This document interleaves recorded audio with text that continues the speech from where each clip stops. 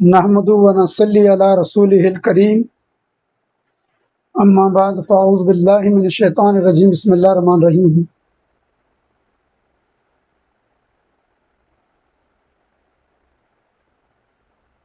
ایک مرید کا سوال ہے اور اس طرح کے خیالات اور سوالات جو ہے مریدین کے ذہن میں جو ہے آتے بھی رہتے ہیں۔ اب وہ جواب اصل میں دینے کا یہ ہے کہ وہ کس مقام پر ہے، وہ اعتبار سے اس کا جواب دیا جاتا ہے۔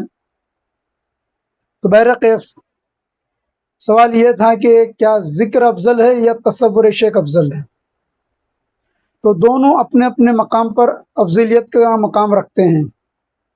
کبھی تصور شیخ جو ہے وہ افضل ہوتا ہے اور کبھی ذکر جو ہے وہ افضل ہوتا ہے، مگر یہ جو بزرگوں کا قول ہے کہ تصور شیخ جو ہے ذکر سے افضل ہے، تو آخر ان کے اس قول کی توضیح کیا ہو سکتی ہے، ان کا کہنے کا مقصد کیا ہو سکتا ہے؟ تو سب میں اول تو یہ ہے کہ یہ کہنے والے کون ہیں؟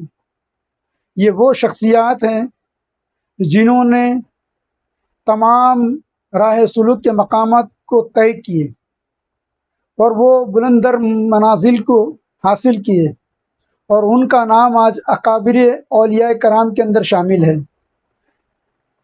تو اسی میں سے امام ربانی مجدد الفیض ثانی رحمۃ اللہ تعالی علیہ فرماتے ہیں کہ جاننا چاہیے کہ بناوٹ اور تکلف کے بغیر شیخ سے رابطہ یعنی تصور شیخ کا حصول پیر و مرید کے درمیان مناسبت تام کی نشانی ہے۔ یعنی آپ فرماتے ہیں کہ بغیر کسی تکلیف کے تکلف کے شیخ سے یعنی شیخ کا تصور جو ہے وہ پیر و مرید کے درمیان مناسبت تام یعنی کامل نسبت عطا کرتا ہے دونوں کے درمیان، جو افادے یعنی فائدے کا سبب ہے، اور کوئی راستہ بھی طریق رابطہ یعنی تصور شیخ سے قریب نہیں۔ کیا بات ہے! یہ فرمانے والے کون ہیں؟ اپنے وقت کے مجدد فرما رہے ہیں، مجدد الفیض ثانی رحمۃ اللہ علیہ، جن کو اللہ تبارک و تعالیٰ نے تمام علوم کے اوپر دسترت حاصل کیا تھا۔ آپ کی کتب کو سے استفادہ کر کے، آپ کی کتب کو پڑھ کر آج کئی جو ہے اس مقام پر پہنچ گئے، ان علوم کے مقام پہ پہنچ گئے جس مقام پہ تصور بھی نہیں کیا جا سکتا ہے کہ وہ کوئی پہنچ سکتا ہے۔ تو اللہ تبارک و تعالیٰ نے اپنے لیے آپ کو مخصوص فرمایا۔ تو آپ فرماتے ہیں کہ تصور شیخ سے جو ہے زیادہ مفید ہے، یعنی اور کوئی راستہ نہیں۔ اور دیکھا جائے تو آسان راستہ بھی تو یہی ہے کہ ایک مرید کو جو ہے اپنے خیال کے آئینے میں، دل کے آئینے میں پیر کی تصویر کو دیکھنا ہے۔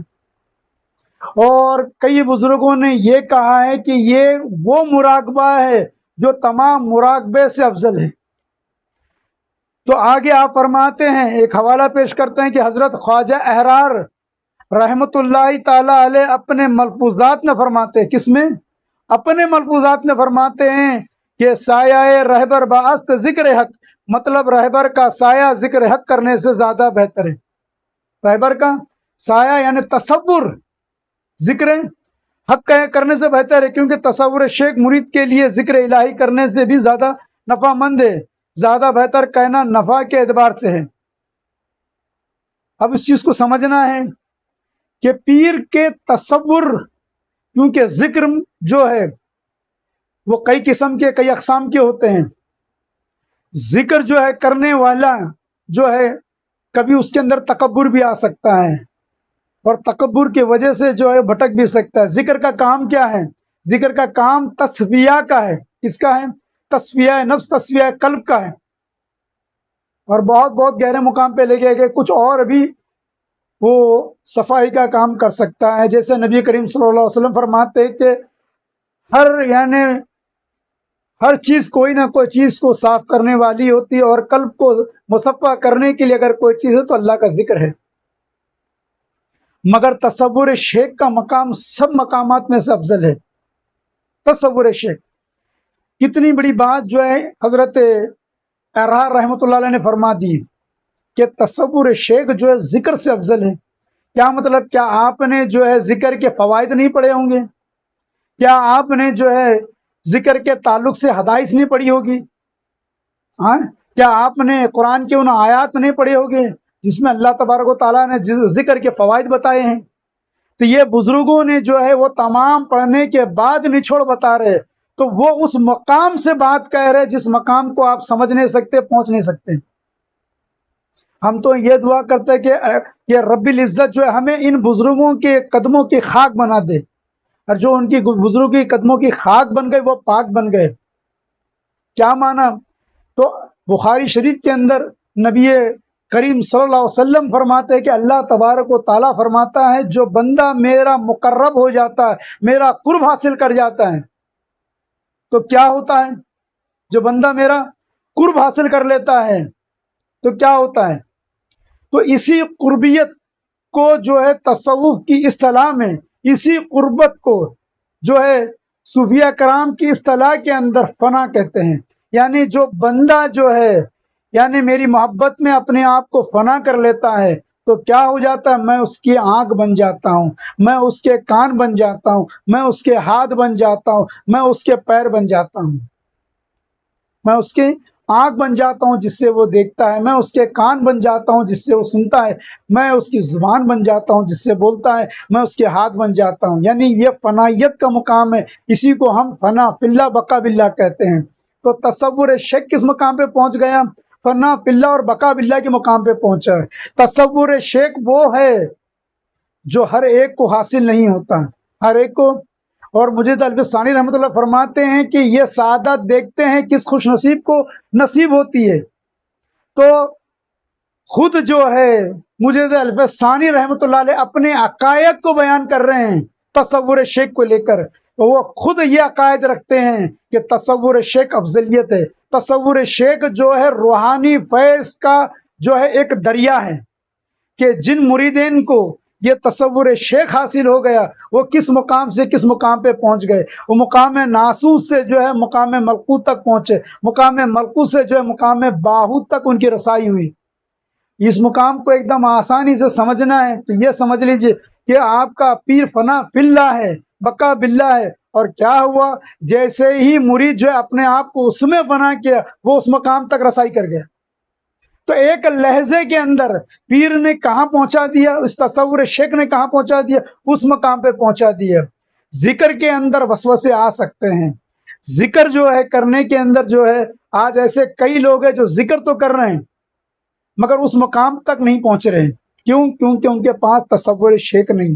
تصور شیخ جو ہے ہمارے لیے وہ سرمایہ ہے، وہ دولت ہے جو ہمیں جو ہے مقام میں الہی کے اس دروازے تک پہنچا دیتی ہے جہاں تک پہنچنے کے ہمارے پاس کوئی ذرائع نہیں ہوتے۔ تو تصور شیخ کوئی معمولی نہیں ہے۔ اور تصور شیخ کرتے وقت مرید کا عقیدہ کیا ہونا چاہیے؟ یہی ہونا چاہیے کہ میں جن کا تصور کر رہا ہوں جو میرے مرشد کامل ہے وہ فنا فی اللہ اور بقا باللہ ہے، یعنی فنا فی الرسول ہے، فنا فی اللہ ہے، بقا باللہ ہے۔ جب وہ اس تصور میں پیر کے وہ تصور کرتا ہے تو وہ کس مقام سے کس مقام پہ پہنچ جاتا ہے۔ اسی لیے تو حضرت مولانا رومی رحمۃ اللہ علیہ کیا فرماتے ہیں کہ پیر کامل صورت ذل خدا، پیر کامل صورت ذل خدا، یعنی دید پیر دید کبریا۔ کہ کیا فرماتے ہیں کہ جس نے اپنے پیر کامل کے زیارت کی، تصور کیا، گویا اس نے جو ہے اللہ رب العزت کا جو ہے دیدار کی۔ تو یہ کون کہہ رہا ہے؟ یہ کہنے والی کوئی معمولی شخصیت نہیں ہے، یہ کہنے والے اپنے وقت ولی کامل ہے، یہ کہنے والے اپنے وقت مجدد اعظم ہے، یہ کہنے والے اپنے وقت مفسر ہے، یہ کہنے والے اپنے وقت کے محدث ہے، یہ کہنے والے اپنے وقت کے جو ہے مصنف ہے۔ تو یہ وہ شخصیت ہے جن کی کتابوں کو پڑھ کے لوگ جو ہے مجدد بن جا رہے ہیں، محدث بن جا رہے ہیں۔ یہ انہوں نے کہا، لیکن کس انداز میں کہا؟ انہوں نے جو ہے وہ تمام جو ہے پھولوں کا عرق نکال کر آپ کے ہاتھ میں رکھ دیا، وہ عطر آپ کے ہاتھ میں رکھ دیا۔ ان کی تحقیق ہے، ان کی برسوں کی تحقیق کو انہوں نے ایک جملے میں، ایک لہجے میں بتا دیا ان کے برسوں کے تجربات کو انہوں نے ایک جو ہے اپنے شعر میں، اپنے اشعار کے اندر پیش کر دیا۔ تو یہ نہ سمجھے کہ یہ جو اشعار ہے وہ ایک دو جو ہے ایک لائن کا ہے، دو ایک صفحے کا ہے، ایک انگلی کا ہے، نہیں، اس کے اندر ان کے تجربات موجود ہے، اس کے اندر ان کے جو ہے ایک کشف موجود ہے، اس کے اندر ان کے مشاہدات موجود ہے، اس کے اندر ان کے تجربات موجود ہے، اس کے اندر وہ جو راہ سلوک میں چلے وہ راہ سلوک کے تمام تجربات موجود ہیں۔ تو یہ جو ہے آپ کو ایک طرح سے شارٹ کٹ راستہ بتا دے رہے ہیں۔ انہوں نے برسوں محنت کی اس راہ کے اندر، برسوں محنت کی، آج ان کے در پر جو ہے شاہوں نے سر جھکایا ہے، آج ان کے در پر جو ہے اولیاء کرام نے سر جھکایا ہے۔ تو یہ وہ شخصیات ہے جنہوں نے ہمیں جو علم عطا فرمایا یہ معمولی نہیں، بلکہ کیا کیا، قطرے میں ہمیں دریا سمو کو عطا کر دیا۔ تو تصور شیخ کوئی معمولی دولت نہیں ہے۔ اگر کوئی بندہ جو ہے تصور شیخ کر کر بیٹھ جائے اور کوئی ذکر نہیں ہو رہا ہے اس سے، اور تصور شیخ میں غرق ہے، کس میں؟ تصور شیخ میں غرق ہے، تو وہ تمام منازل کو پار کر لے گا، ان منازل کو بھی پار کر لے گا جو ذاکر بیٹھ کے نہیں پا سکتے، کیونکہ یہ جو ہے تصور کو ہم جو ہے مراقبہ اعظم کہتے ہیں، تصور کو جو ہے ہم مراقبہ اعظم کہتے ہیں۔ یہ سب میں بڑا مراقبہ تصور شیخ ہے، کیونکہ پیر کی صورت میں پتہ نہیں وہ کون سی صورت ہے، جس صورت کو اللہ نے اپنی صورت کہا، ان اللہ خلق آدم اعلیٰ صورتی ہی، یہ وہ صورت ہے۔ تو یہی صورت سے جو ہے وہ جھلک عطا ہوتی ہے، یہ وہ آنکھ سے وہ جھلک عطا ہوتی ہے، یہ وہ کان ہے اس سے وہ جھلک عطا آتی ہے، آپ نہیں جانتے۔ تو کیا ہے تصور شیخ؟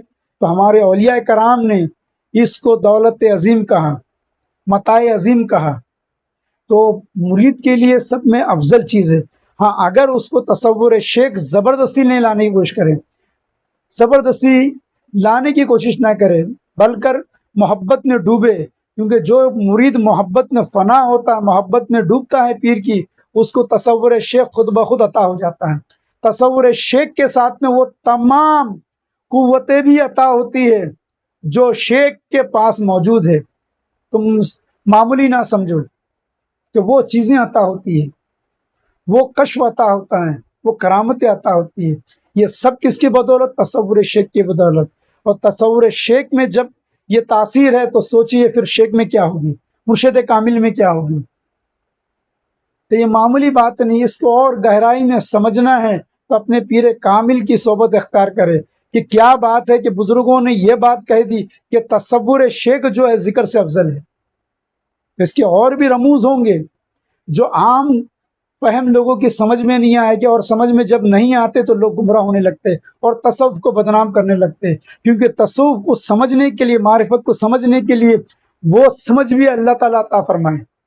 بس اتنا کہتے ہوئے اپنی بات کو ختم کرتا ہوں۔ وما علینا الا البلاغ۔